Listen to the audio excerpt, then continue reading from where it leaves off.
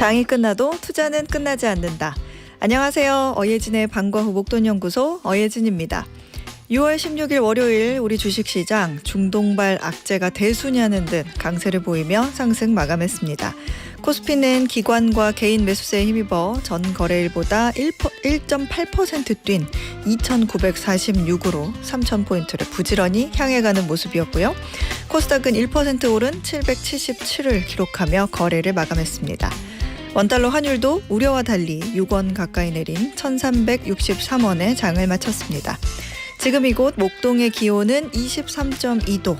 서울은 점심쯤 요란스럽게도 비가 쏟아지더니 이제는 다 그친 모양이에요. 아마 하늘도 어방목하는 시간인 거 아나 봅니다. 네, 자 그럼 어예진의 방과 후 목돈연구소 시작합니다. 차태현의 I love you 들으시면서 어예진의 방과 후 목돈연구소 문을 열었습니다. 이 노래 되게 유명하잖아요. 머리 위로 이렇게 밧줄 돌리는 춤. 그 춤으로 되게 유명한 노래인데 저 정말 좋아했던 노래거든요. 전 CD도 있었어요. 네. 조선행님이 대전에 계시는데 대전도 비가 그쳤다고 하네요. 그리고 김미숙님 계신 곳도 비가 오전에 좀 퍼붓더니 지금은 좀 쉬어가는 것 같다고. 다행이에요. 모두들 비 안 맞으셨으면 좋겠고 갑자기 내리기도 하더라고요. 지나가다가 확 뿌리는 것 같기도 하고 그런 피해 없으셨으면 좋겠습니다. 월요일부터 금요일까지 오후 4시에 문 여는 SBS 라디오 어예진의 방과 후 목돈연구소고요. 무료로 SBS 라디오 들을 수 있는 어플이죠. 고릴라 그리고 유튜브 채널 시교라로 함께 하실 수 있습니다. 저와 소통 원하시는 분들은 단문 50원, 장문 100원의 유료 문자 샵 1035 그리고 무료 어플 고릴라로 문자 보내주시면 됩니다. 소개도 해드리고 추첨해서 커피 쿠폰 보내드릴게요. 자, 오늘은 월요일이죠. 시장 읽는 눈을 키우는 마켓 인사이트 준비했고요. 이어서 경제생활 속의 법률 이슈 풀어보는 법대로 합시다와 함께합니다.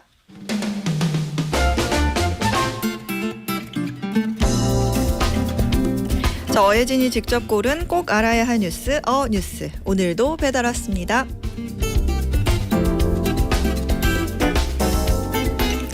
이스라엘의 이란 공습 이후 중동 정세가 혼란스러워지면서 전 세계 사람들이 걱정하는 것 중 하나가 바로 유가 그리고 물가 상승입니다. 유가가 오르면 물가도 오르게 되는 이유는 휘발유 가격뿐 아니라 옷, 플라스틱, 비닐, 의약품, 세제 등 석유가 안 들어간 물건이 없기 때문입니다. 그런데 석유가 한 방울도 안 들어갔는데도 물가가 오르는 게 있습니다. 바로 설탕입니다. 이번 이스라엘과 이란의 무력 충돌로 인해 3년 만에 최저치로 떨어진 설탕 가격이 다시 오를 수 있다는 전망이 나왔습니다. 블룸버그에 따르면 설탕값 하락을 지켜보던 시장 트레이더들이 설탕 선물 거래에서 매수세로 돌아서고 있다고 전했습니다. 좀 뜬금없죠?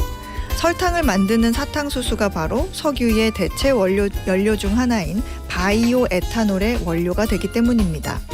그래서 유가가 오르면 대체제인 에탄올 수요가 커지고 그만큼 설탕 공급량은 줄어 가격이 오릅니다. 브라질 같은 사탕수수 생산국 공장들이 설탕 계약을 취소하고 가격을 더 쳐주는 에탄올을 만들어 파는 거죠. 반대로 국제 유가가 내리면 에탄올보다 설탕을 더 많이 생산하게 되고 설탕 가격이 떨어지는 요인이 됩니다. 우리나라 먹거리 물가는 설탕값 상승에 취약합니다. 한국은 60% 이상을 설탕 수입에 의존하기 때문입니다. 2년 전 이상기후와 인도네시아 등 주요 생산국들의 설탕 수출 제한 조치로 설탕 가격이 크게 오른 적이 있는데요. 당시 이 여파로 국내 주요 식품사들은 제품 가격을 잇따라 올린 바 있습니다. 다행히 반대 의견이 있습니다. 이스라엘과 이란의 갈등 속에서도 국제 유가는 크게 오르지 않을 수 있다는 주장입니다. 두 나라 모두 전면전으로 가는 걸 원하지 않는다는 점, 사우디를 비롯한 오펙 플러스 산유국들이 석유 생산량을 늘려 공급량을 채워줄 여력이 된다는 점 때문인데요. 현재 시점에서는 우려와 불안 요인이 존재하지만 장기적으로 석유 공급에는 차질이 없을 것으로 분석하는 시각이 매우 많습니다. 당장 물가가 오를 거라고 지레 겁먹지 말고 앞으로의 상황을 좀 지켜보는 것도 시장을 대응하는 방법이 될 수 있을 것 같습니다. 이상 뉴스였습니다.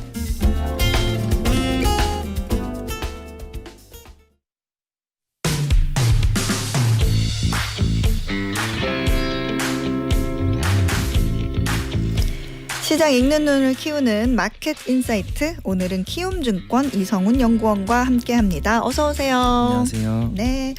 오늘 주식시장이 그래도 걱정 좀 많이 했는데 대외 이슈 속에서도 나는 가겠다 하면서 좀 힘있게 나가는 모습이었던 것 같아요. 시장 분위기 좀 어땠나요? 네, 말씀해 주신 대로 굉장히 국내 증시 강한 모습 보였고요.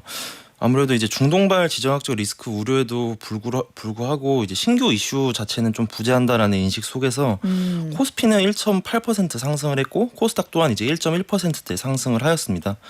코스피의 경우에는 이제 외국인은 이제 간만에 매도를 하였지만 네. 기관과 이제 개인의 자금을 바탕으로 좀 지수 상승을 견인했고 코스닥 또한 이제 외국인과 기관 자금을 바탕으로 오늘 반등에 성공을 했다 이렇게 말씀드릴 수 있겠고 또 이제 원달러 환율도 비교적 이제 1,300원, 1,360원대로 비교적 좀 안정된 흐름을 보였다라고 말씀을 드릴 수 있겠고요. 네. 이제 주요 업종별로는 아무래도 지정학적 리스크 수혜주라고 볼 수 있는 이제 방산이 여전히 강세를 보였고 그 외에도 이제 전반적으로 시장 유동성이 좀 풍부해지면서 뭐 전력기기, 원전, 건설 업종 등이 지금 양호한 흐름을 보였다 이렇게 정리해 볼 수 있겠습니다. 그렇군요. 나라 밖에서는 지금 이스라엘, 이란 간의 무력 충돌이 어떤 중동 불안으로 좀 이어지면서 불안정한 정세이긴 한데 금요일 이후에 오늘까지 좀 어떤 일이 더 벌어졌는지 정리 좀 해주세요. 네, 일단 간략히 좀 타임라인부터 말씀드리자면 지난주 금요일이었죠. 사실 이스라엘과 이란 간의 지정학적 긴장감 자체는 이제 계속 유지가 되고 있는 상황이었는데요. 네. 아무래도 이제 지난주 금요일 이스라엘이 이제 이란의 핵 연구소와 같은 이제 군사 시설 타격을 시작으로 본격적으로 좀 전쟁이 발발하는 흐름이 좀 나타났었고 네. 이후에 사실 이란도 어느 정도 보복 공격을 좀 감행을 하면서 지정학적 갈등이 이제 본격적으로 증폭이 되고 있는 흐름이다 이렇게 말씀을 드릴 수 있겠습니다. 사실 주말 사이에도 계속 이제 영상 보면은 막 탄도미사일 맞아요. 왔다 갔다 하면서 엄청 격화되는 흐름이 나타났었거든요. 맞아요. 이제 이란 같은 경우에는 사실 이제 보도에 따르면은 이스라엘이 사실 이런 공격을 좀 멈추면은 우리는 대응을 중단하겠다 이렇게 이제 밝혀둔 상황인데 사실 이스라엘은 이란의 뭐 에너지 시설로 이제 공격 범위를 확대한다라는 등 추가 공습을 이제 어느 정도 시사를 한 상황입니다. 그렇죠. 이에 따라 이제 미국과 이란 간의 이제 6차 핵 협상도 사실상 이제 취소 수순을 밟은 상황이기 때문에 네. 아무래도 단기적으로 이러한 지정학적 긴장감은 좀 잔존할 수 있는 흐름이다 이렇게 보면 될 것 같고요. 이제 문제는 이러한 이제 중동발 이슈가 좀 불거지면서 그 WTI 이제 원유 가격도 7% 가량 급등을 했고 이렇게 이제 유가가 급등을 하면 이제 향후 기대 인플레이션에 대한 부분에 반영이 될 수 있기 때문에 네. 금리도 현재 이제 4.4% 선을 좀 상회를 한 상황입니다. 결국 이제 이번 주까지는 이러한 이제 전쟁과 같은 부분들이 좀 어떻게 흘러가는지 뭐 주요국들 중재로 인해 어느 정도 조금 마무리 국면으로 들어가는지 이런 부분을 좀 확인해야 되지 않나 이렇게 보고 있는 상황입니다. 그렇군요. 어제 그 말씀하신 대로 이제 이란이 이스라엘에게 공격을 멈추면 우리도 멈추겠다. 근데 사실 이거는 사실상 휴전하자. 그렇죠. 라는 그만하자라는 말을 이제 대놓고 할 수가 없으니까 자존심은 겨우 지키면서 어떻게 한 말이라서 오래 갈 것 같지는 않은데 이란이 지금 방어 능력이 또 너무 많이 떨어져 있는 상태여가지고 뭐 여러모로 지금 글로벌 금융 시장에서도 좀 촉각을 곤두세워야 하는 분위기인 것 같아요. 시장에서는 특히 어떤 상황을 좀 주목하고 있어요? 네, 사실 시장에서 어떻게 보면 가장 크게 주목하는 부분은 결국 이제 호르무즈 해협에 이제 주목을 하고 있고요. 네. 이 호르무즈 해협이 결국에는 이제 전 세계 원유 수송량의 약 20%를 차지하고 여기를 통해서 이제 유주선들이 이제 왔다 갔다 할 수 있는 건데 만약에 여기가 봉쇄가 된다라고 하면 원유 공급 차질로 인한 유가 폭등은 사실상 이제 불가피할 것이다라고 보고 있고 여기가 이란 앞에 있는 바다 이름이죠. 그렇죠. 네, 굉장히 이제 좁은데 이러한 부분들이 사실상 막혀버리는 이제 극단적인 시나리오가 현실화 될 경우에는 유가가 폭등을 하고 사실상 이제 그 금융시장 투자자 입장에서는 하반기에 연준이 이제 연내 금리 인하를 2번 하겠다라는 거를 어느 정도 이제 주가에 반영을 한 상황인데 이게 상황이 급변할 경우에 주가 급락으로 이어질 수 있는 가능성도 현재 나타나고 있는 상황입니다. 다만 아직까지는 이와 같은 이제 최악의 시나리오를 상정할 단계는 아니다라고 개인적으로 보고 있고요. 그 이유에 대해서 말씀드리자면 실제로 이제 과거 이란이 이 호르무즈 해협을 봉쇄한 사례가 없었습니다. 그 이유는 이제 이란 입장에서도 이 해협을 봉쇄를 한다라고 하면 이란 내에서도 이제 물가가 폭등할 수 있고 물류 조달에 대한 어려움, 뭐 우방국과 이제 관계 악화 등을 이제 고려를 할 수밖에 없기 때문에 그렇죠. 이란도 물건 받는 곳이니까. 그렇죠. 네. 그리고 이제 뭐 주말간에 트럼프도 이제 평화적으로 좀 중재 개입을 하겠다라는 점도 밝혀놨고 또 내일 이제 17일까지 G7 정상회의에서 사실 이러한 중동 정세 불안에 대한 부분들이 어느 정도 논의가 될 것이다라고 보고 있기 때문에 뭐 일각에서 제기되는 유가가 뭐 100불 선을 넘어가는 이러한 극단적인 시나리오는 개인적으로 나타나지 않을 것이다 이렇게 보고 있는 상황입니다. 그죠. 이제 이란이 사실은 어떤 국제 제재를 받을 때마다 레파토리처럼 하는 말이 우씨 그러면 우리도 지금 호르무즈 해요. 이거 봉쇄할 거야라고 이렇게 하는 게 정말 레파토리 같은 거여서 말씀하신 것처럼 실제로 이제 완전히 봉쇄된 적은 없기 때문에 거기까지는 안 보는 것 같고 또 그리고 현재 유가 수준도 지금 70불 초중반에서 움직이는데 그나마 다행인 게 이게 굉장히 높은 수준이 아닌 상태에서 이런 일이 터졌다는 거죠. 뭐 러시아, 우크라이나 때보다는 훨씬 낮은 수준이라고 하니까 그래서 단기 변동성 확대로 마무리될 가능성이 높다 이렇게 말씀을 해주신 것 같고요. 이번 주에 보니까 6월 FOMC가 또 예정이 돼 있네요. 연준의 통화 정책 스탠스에 좀 변화가 있을까요? 어떻게 보세요? 네, 사실 뭐 결론부터 말씀드리자면 저도 그렇고 이제 시장에서도 그렇고 이번 달 FOMC는 사실상 이제 정책 금리를 현재 수준의 이제 4.5%로 동결을 하겠다라는 게 시장의 이제 중론이고요. 네. 그 이유는 사실 미국의 관세 정책으로 이제 경기 불확실성 자체는 사실상 높아진 상황입니다. 다만 이게 계속 이번 달에 발표된 지표들을 통해서 보시다시피 이 실물 경기 지표에서 급격한 경기 둔화세 조짐은 나타나고 있지 않거든요. 연준이 이제 계속 고수를 하는 게 우리는 데이터를 보고 후행적으로 대응을 하겠다라는 걸 계속 고수를 하고 있는데 연준 입장에서는 사실 실무 경기를만 보더라도 견조한 흐름이 나타나고 있기 때문에 이게 스탠스 전환이 이번에도 나타나지 않을 것이다라고 보고 있는 상황이고요. 특히 이제 5월 FOMC보다는 현재는 이제 무역 협상 관련 불확실성은 낮아져 있는 완화가 된 상황입니다. 네. 다만 이제 여전히 이제 보편 관세가 부과된 상황에서는 이러한 이제 경기 방향을 확인하는 데까지 어느 정도 시차는 분명히 이제 감안을 해야 된다라는 점을 본다고 한다면 이번 FOMC에서도 뭐 기존과 같이 이제 연내 금리 인하 2번 정도 가능성을 열어둔 상태로 마무리하지 않을까라고 보고 있고요. 네. 개인적으로 저희 같은 경우에는 그 지난주에 이제 물가 지표가 좀 양호하게 나왔는데 일부 품목에서는 조금 수요 둔화 조짐도 나타나고 있고 고용 지표도 견조하지만 조금씩 아주 점진적으로 둔화되는 흐름이 나타나고 있거든요. 주간 신규 실업수당 청구 건수도 좀 최고치를 향하고 있고 네. 이러한 부분들이 아마 이제 3분기 좀 진입을 하면서 좀 가셔야될 수가 있기 때문에 9월과 이제 11월에 금리 인하를 단행하지 않을까 이렇게 전망을 하고 있는 상황입니다. 그렇군요. 또 이번 주에 또 중요한 이벤트가 하나 있는 게 G7 정상회의 열리잖아요. 이재명 대통령도 참석차 오늘 캐나다로 출국을 하는데 어떤 논의가 오고 갈 것으로 예상이 되나요? 네, 일단 뭐 여러 가지 이슈가 있겠지만 가장 시장에서 주목하는 포인트는 아무래도 관세, 상호 관세의 연장 가능성이나 아니면 이제 무역 협상과 관련된 부분이 될 것이다. 이렇게 보고 있는데요.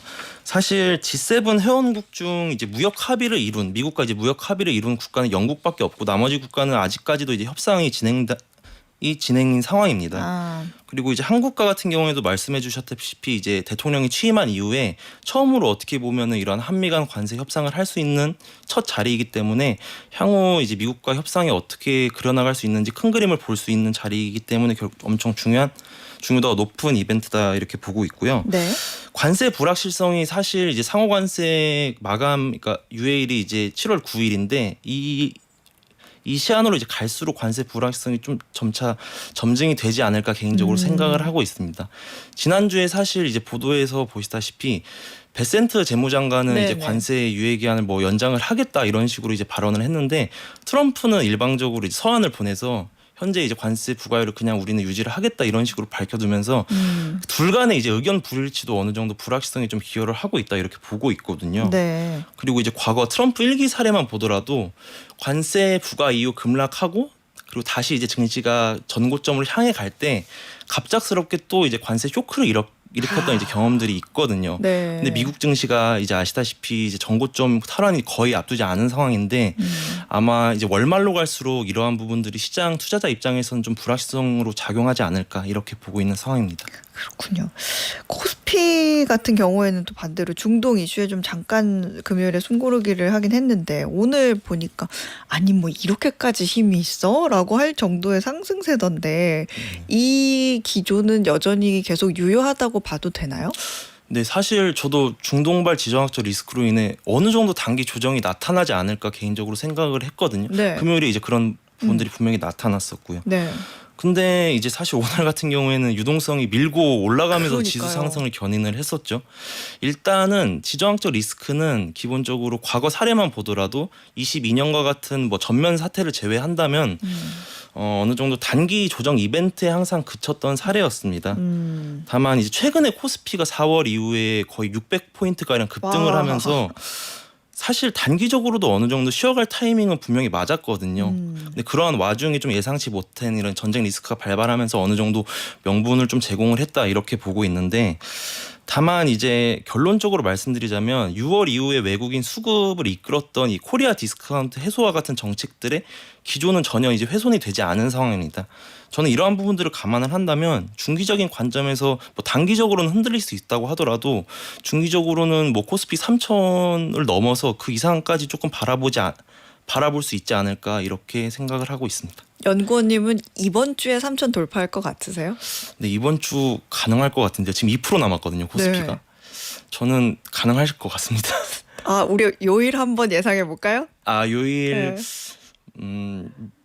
목요일로 저는 그러면 아, 목요일로. 네. 그러면 저는 금요일로 안전하게. 그렇군요. 근데 외국인 얘기도 좀 해볼게요. 그 외국인의 경우에는 지난주 코스피 거의 뭐 계속 연속 순매수를 했는데 오늘은 또 순매도를 했잖아요. 이게 조금 약간 신경 쓰이기는 하는데 향후에 외국인 움직임 시장에서는 어떻게 보고 계세요? 일단 외국인이 8거래 연속 매수를 했고요. 그리고 이제 주간 단위로 보면 2주 연속 2조 원대의 순매수를 했거든요. 단기적으로 매도 물량이 좀 출회될 수 있는 부분도 분명히 있었다라고 보고 있었습니다. 다만 결국에는 그 앞서 말씀드렸다시피 코스피 경로가 우상향하기 위해서는 기본적으로 외국인 자금 여건이 우호적으로 작용할 필요가 있는데, 저는 이러한 부분을 감안한다면 외국인 순매수 기조는 좀 지속될 것이다라고 보고 있고, 뭐 지난주 금요일 같은 경우만 좀 살펴보더라도 오늘 같은 경우에는 물론 매도 물량이 좀 출회됐지만 2,880선 아래로 내려갈 때마다 외국인 저가 매수 자금이 그때마다 조금 유입이 되었거든요. 이러한 부분들이 약간 중동발 이슈와 같은 단기적인 뭐 이벤트가 아니라 그냥 국내 증시가 가진 고유의 매력도가 있다라는 게 외국인 투자자의 인식이다 이렇게 생각을 하고 있습니다. 결론적으로 말씀을 드리자면 그래서 이번 주 같은 게 뭐 외국인 수급이 단기적으로 뭐 흔들릴 수는 있겠지만 중장기적으로 이제 정부 정책 모멘텀이라든지 뭐 추경 편성 그리고 이제 그 금리 인하 이런 부분들이 계속 외국인 투자자 입장에서도 국내 증시를 살 수 있게 되는 그런 명분으로 작용하지 않을까 이렇게 보고 있습니다. 그렇군요. 마지막으로 아무래도 그런 이벤트가 하나 있다 보니까 굉장히 투자자분들 입장에서는 조금 멈칫할 수도 있고 고민스러운 타이밍이 아닐까 싶은데 국내 주식시장 전망 두루 해주셨지만 정리하면서 투자 전략을 좀 어떻게 짜면 좋을지 조언을 마지막으로 좀 해주세요. 네, 뭐 앞서 말했던 내용의 이제 연장선일 것 같은데요.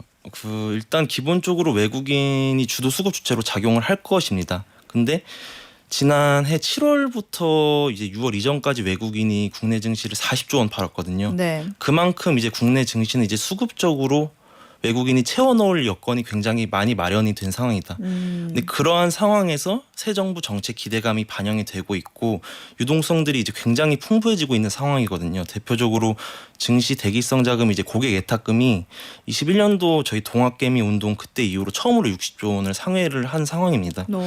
저는 사실 이게 약간 외국인 입장에서도 일본 증시가 거버넌스 개혁을 바탕으로 증시가 조금 우상향하는 흐름을 그렸잖아요. 네. 최근에 뭐 연초 이후에 뭐 조선, 방산, 원전과 같은 기존 주도주도 어느 정도 지위를 유지를 할 것이다라고 보고 있는데, 저는 우리가 저평가 받고 있던 업종들, 뭐 증권 업종이나 지주 업종과 같은 이제 저PBR 업종이라고 하는 저평가 업종들에 대해서 외국인 수급이 지속적으로 유입될 수 있다라고 보고 있기 때문에 청취자 입장에서도 사실 국내 증시를 지난해와 달리 올해 같은 경우에는 매력적인 투자처로 좀 인식을 하는 게 올해는 좋지 않을까. 이렇게 말씀드릴 수 있겠습니다. 그렇군요.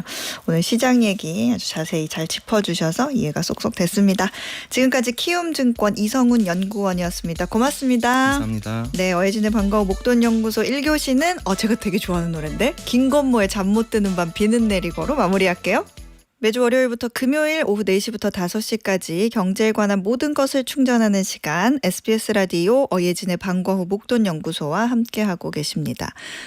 최현주님이 택배 차량 운행하시잖아요. 택배 차량에 경유 넣는데 이번 주에 기름값이 바로 올랐다고 전쟁 때문인가요? 이렇게 보내주셨는데 지금 기름값이 오른 거는 이스라엘과 이란의 교전 때문은 아니에요.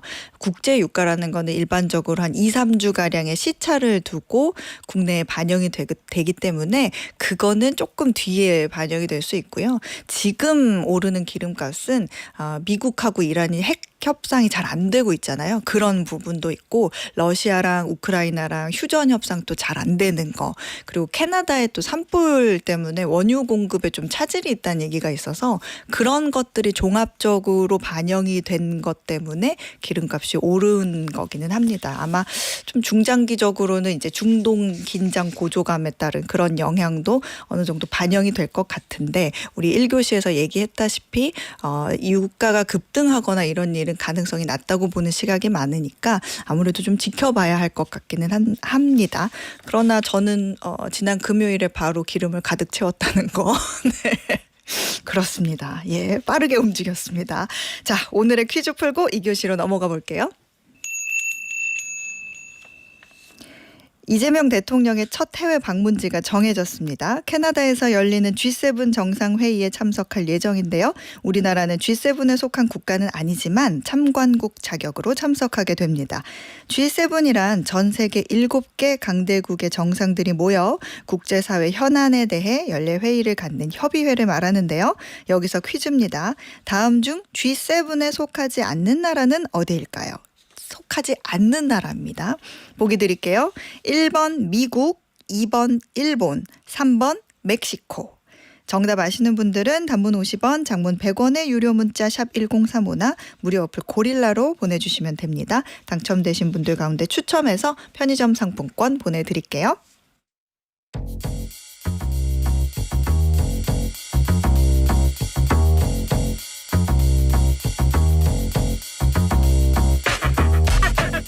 경제생활 속 법률 이슈를 풀어보는 법대로 합시다. 오늘도 법무법인 로윈의 조세영 변호사가 법으로 해결해 드립니다. 어서 오세요. 안녕하세요. 조세영 변호사입니다. 네, 조 변호사님, 오늘은 우리 어떤 이야기 나눠요? 소장님, 그 OTT나 스트리밍 서비스 네. 한 몇 개쯤 이용하고 계십니까? 저는 사실 OTT는 볼 시간이 없어가지고 넷플릭스 하나 보고요. 그다음에 스트리밍은 이제 뭐 다른 음원 사이트 그렇게 해서 한 2개? 저는 그래도 뭐 웨이브나 네. 티빙, 뭐 유튜브 프리미엄까지 해서 꽤 많이 구독을 하고 있는데요. 그러면 진짜 한 달에 너무 많이 나오죠. 네, 이게 하나둘 필요해서 결제를 하다 보니까 월 뭐 한 4, 5만 원씩 막 나가는 게 일도 아닌데 네. 막상 또 이번 달에는 볼 게 없네 싶어서 구독 해지를 하려고 하면 이 해지가 좀 쉽지 않은 경우가 맞아요, 많습니다. 진짜. 그래서 오늘은 이른바 다크 패턴이라고 불리는 눈속임 인터페이스와 그리고 구독 서비스 해지 방해 문제, 그리고 이를 규제하기 위한 전자상거래법 개정의 핵심 내용을 말씀드리고요. 소비자로서 어떻게 대응할 수 있는지 구체적인 사례로 말씀드리도록 하겠습니다. 인터페이스라고 하면 이제 쉽게 말하면 우리가 OTT나 이런 데 화면에 보이는 이제 우리가 조작할 수 있는 그런 버튼들, 모든 메뉴들을 다 말하는 건데, 이런 거에 눈속임이 있다는 거죠. 오늘 자세히 한번 들어봐야겠네요. 혹시 구독 서비스 문제로 불편을 겪으신 분들 계시면 단문 50원, 장문 100원 유료 문자 샵 1035 무료 어플 고릴라로 사연 보내주시면 조세영 변호사가 실시간으로 조언을 해드리겠습니다.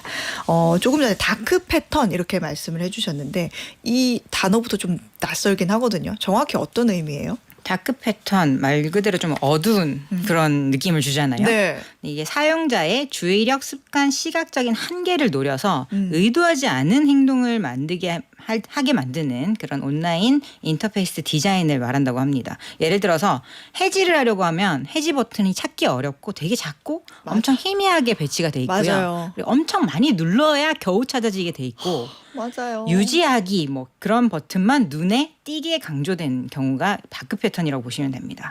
그리고 또 무료 체험을 신청을 하면 별도의 고지 없이 유료로 전환되는 경우도 다크 패턴이거든요.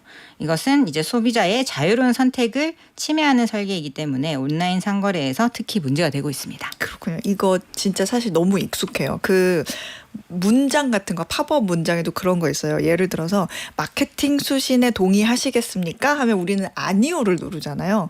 아니오 누르면 그 다음 페이지에 또 갑자기 벼랑간 팝업이 등장을 하면서 그 문장을 한번 틀어요. 한번 트는데 그거 마케팅 이런 글자 보니까 우리가 또 뭐 섣불리 뭐 아니오도 뭐든 누르잖아요. 그러면 이게 아니오를 누르면 수신 동의가 되는 그런 식으로 해가지고 안 보고 누르면 큰일 나는 정신 똑바로 차려야 되는데 실제로 이런 것들 때문에 이런 설계 때문에 문제가 된 사례가 있죠. 네, 실제 사례로 A씨라는 분이 디즈니 플러스를 사용하다가 해지 버튼을 눌렀는데 이게 다음 결제일까지 이용 가능하고 이 부분은 환불이 불가하다. 그러니까 만기까지는 사용을 하고 그 다음 결제는 이제 해지하는 쪽으로 이렇게 지나쳤는데요.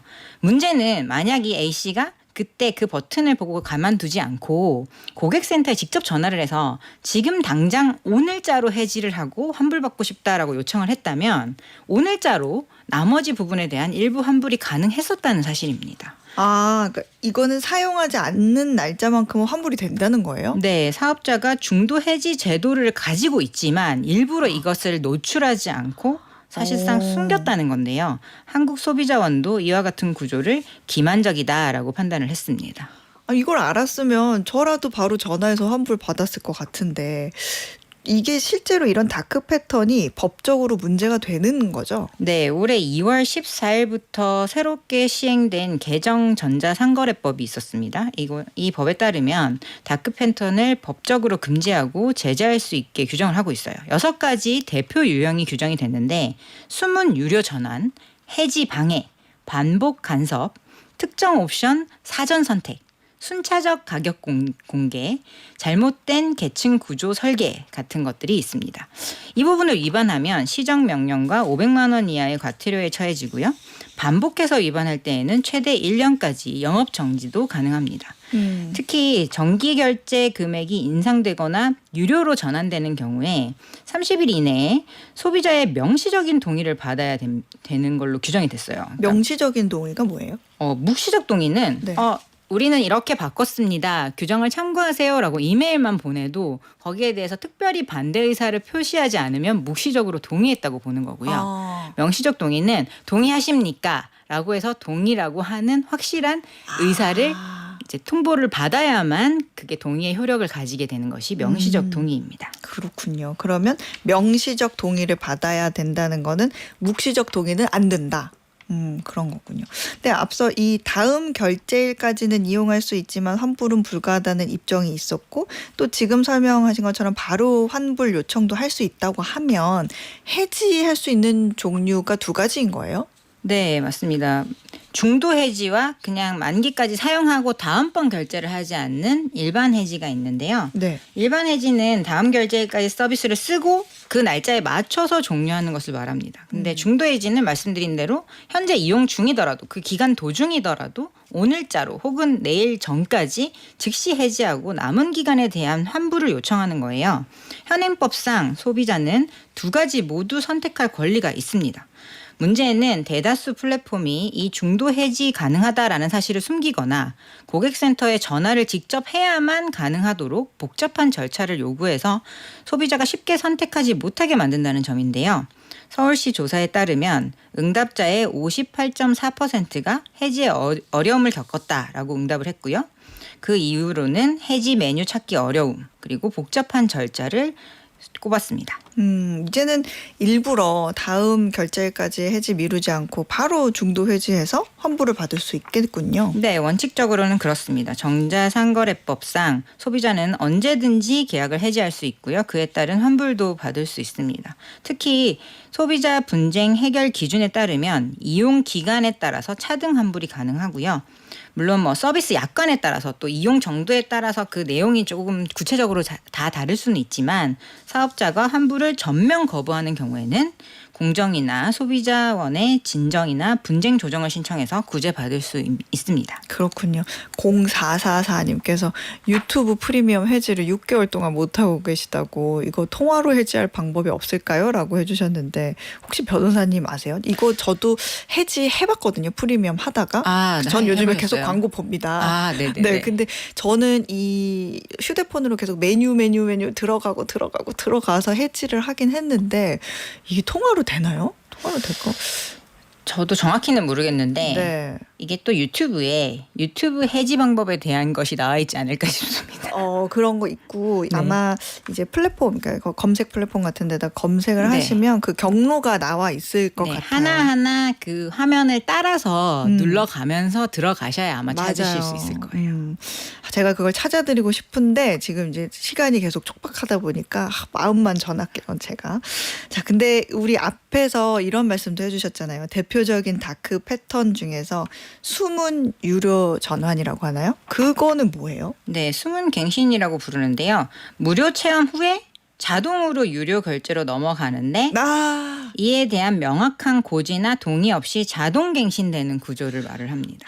몇 번 저도 겪어봤습니다. 네, 예를 들어서 7일 무료 체험이라고 해서 신청을 했는데 7일이 지나자 카드에서 이제 매월 결제되기 시작하는 그런 패턴이라고 보시면 되는데요. 네. 개정 전자상거래법은 그대로 두면 안 되고 이런 경우에는 30일 이내에 명시적인 동의를 다시 받아야 된다고 규정하고 있습니다. 그러니까 응답 없으면 유료로 전환됩니다라고 하는 묵시적 동의는 위법이라고 보시면 되겠습니다.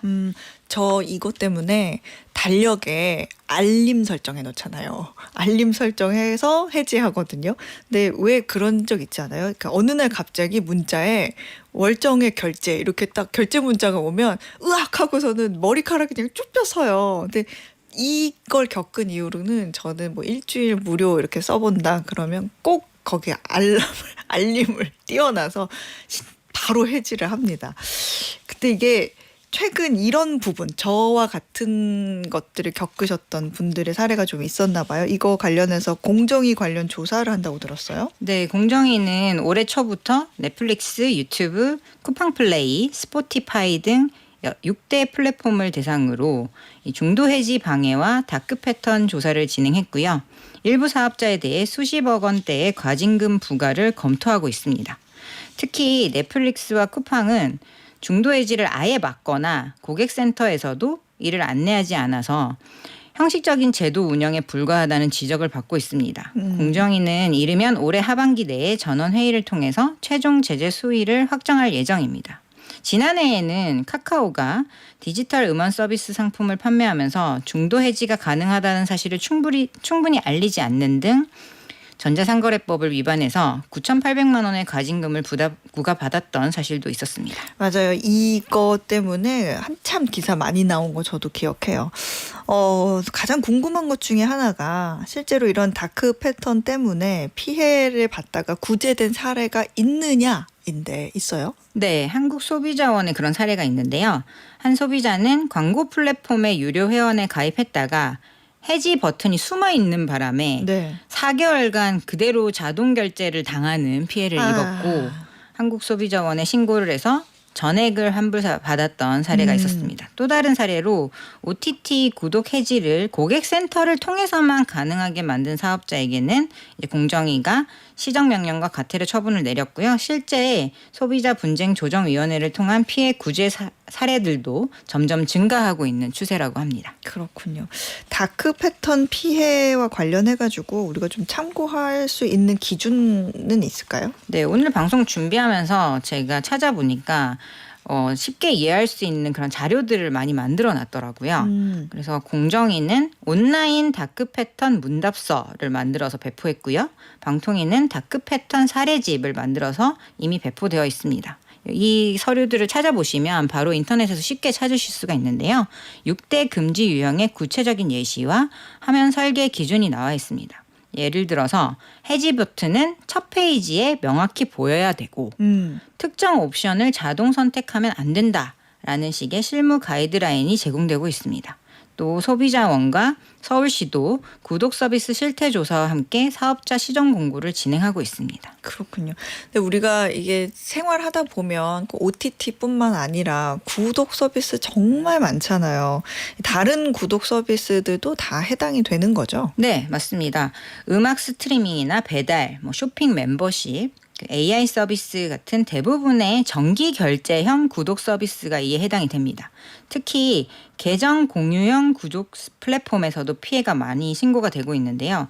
예를 들어서 같이 플랫폼을 통해서 넷플릭스 장기 구독권을 구매하는 쉐어풀이라는 플랫폼이 있다고 합니다. 이런 곳에서는 중간에 계정이 정지되고 환불도 못 받는 사례가 다수 접수됐고 현재 소비자원에서 전자상거래법 위반 조사를 진행하고 있습니다. 근데 이 해지 말고 왜 해외여행이나 장기간 조금 사정이 있어서 휴대폰이나 인터넷을 일시적으로 좀 정지해 놓는 것처럼 이 구독도 일시 정지시킬 수는 없는 거예요. 왜냐하면 소비자 입장에서는 조금 아깝기도 하니까 제가 지금 너무 어거지를 부리는 건지 모르겠는데 가능한가요? 네. 이게 해외에서는 많이 이루어지고 있는 형태인데요. 네. 구독 일시 정지는 구독을 완전히 해지하지는 않고 일정 기간 동안만 중단했다가 나중에 필요할 때 다시 이어서 보는 그런 구조인데 미국에서는 넷플릭스, 훌루, 애플 TV 플러스 등이 이 기능을 도입해서 소비자의 선택권을 넓혔고요. 일시정지 후 재가입률도 30%를 넘는다고 합니다. 국내에서는 아직 좀 미미하긴 한데 소비자들이 이 부분도 요구를 하고 있어서 앞으로 변화될 것으로 예상하고 있습니다. 오늘 구독 취소 관련해서 여러 케이스들 알아보고 있는데 얘기 나온 김에 혹시 지금 방송 듣고 계신 청취자분들이 좀 확인을 해보고 조치할 수 있는 게 있을까요? 이게 그 해당 플랫폼에서 들어가서 해지가 어려우시다면 정기 결제를 하고 있는 카드사에서 해지하시는 방법이 있어요. 그래서 카드사 앱이나 페이 이용하시는 페이 플랫폼에서 정기 결제 내역을 확인하셔서 여기에서 해지를 하시는 방법이 있고요. 또 자동 결제를 그냥 바로 등록할 수 있는 그런 것을 미리 차단하는 기능을 설정해 두시는 방법이 있습니다. 그리고 무료 체험은 종료일을 그 소장님처럼 캘린더에 이렇게 딱 저장을 해 두시고 이렇게 알림을 설정해 두시는 게 좋고요. 해지 절차가 복잡하거나 의심스러운 인터페이스를 보시면 화면을 캡처해 두시고 신고하시는 것도 방법입니다. 그러니까 사업자 응답이 없거나 환불을 거부당하시는 경우에는 소비자원, 공정위, 전자상거래 소비자센터 이런 곳에 진정서를 제출해서 구제 받으실 수가 있습니다. 여러 가지 이런 측면에서는 법이 계속해서 어떤 소비자의 입장에 있어서 좀 개선해 줄 부분이 있는 것 같은데 추진 중인 그런 것들이 있나요? 네, 현재 공정위는 플랫폼 공정경쟁 촉진법을 제정하도록 추진하고 있고요. 여기에 보면 다크 패턴을 아예 불공정 행위로 규정을 해서 플랫폼에 강제 개선 명령과 과징금을 부과할 수 있도록 규정할 예정입니다. 이와 별개로 서울시와 방통위도 이 인터페이스의 투명성 개선 가이드라인을 사업자에게 지금 권고를 하고 있어서 사용자 중심의 설계가 법 제도화되고 있는 추세라고 보시면 되겠습니다. 이선화 님도 인터넷 통신사에서 무료 서비스 1년 해준다고 했다가 직접 연락해서 해지해야 되는지 몰랐다고 속상하시다 이런 얘기 해주셨고 9364님도 하드디스크 복원 프로그램 썼다가 구독돼가지고 6개월간 비용 지불했다고 외국계 회사를 또 취소가 쉽지 않았다고 하시네요.